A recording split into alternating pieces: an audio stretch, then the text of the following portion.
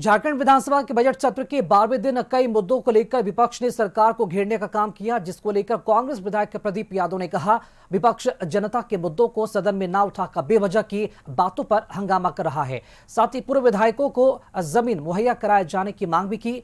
वहीं मंत्री शिल्पी नेहा तिर्की ने कहा, पिछले वर्ष हमने हैदराबाद और कर्नाटक का दौरा किया था। उस समय इंडियन इंस्टीट्यूट ऑफ हॉर्टिकल्चर और इंडियन इंस्टीट्यूट ऑफ मीट पर चर्चा हुआ था और आज ऑफिशियल तरीके से MIU हुआ है।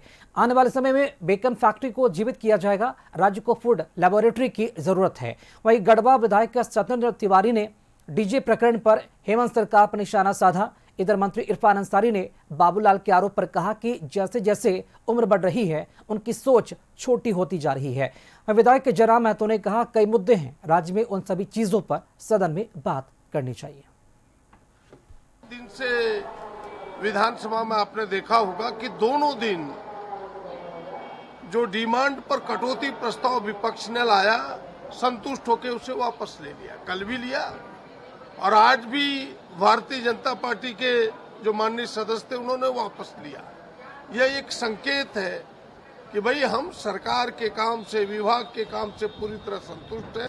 जो कि मीट प्रोसेसिंग से संबंधित है, उसमें हम लोगों ने MOU का एक चर्चा किया था और आज ये आखिरकार जाके ऑफिशियल तरीके से ये MOU माननीय मुख्यमंत्री जी के समक्ष आज ये MOU साइन हुआ है और आने वाले समय में Indian institute of meat research के साथ जो एग्रीमेंट हुआ है उसके अनुसार हम लोग बेकन फैक्ट्री झारखंड का जो एक लेगेसी था उसको हम लोग पूर्ण जीवित करने का काम करेंगे। रामनवमी में मैं भी जाऊंगा, हजारीबाग में भी जाऊंगा और भाजपा के बाबूलाल मरांडी जी को ही बोलिएगा, आइए रामनवमी में इरफान अंसारी डंडा खेलेगा आपके साथ, लाठी खेलेगा, डंडा खेलेगा, छड़ी खेलेगा, जिसको कहना आइए, लेकिन डीजे के साथ हम नहीं खेलेंगे।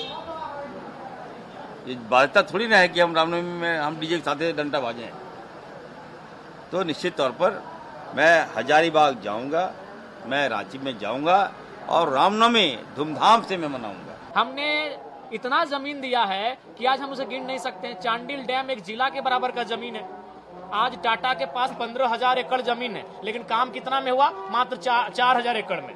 बाकी जमीन हमने उनको रियल एस्टेट को बेचने के लिए नहीं दिया था। आज आप HEC का उदाहरण देखिए, जमीन रेतों ने HEC को दिया और वो क्या कर रही है? रियल एस्टेट को बेच रही है, वो बेच रही है। तो इसीलिए हमने कहा कि आज झारखंड का सबसे ज्वलंत मुद्दा कुछ है तो उनमें से एक प्रमुख मुद्दा है कंपनियों के द्वारा मनमाने तरीके से जमीन का अधिग्रहण करना।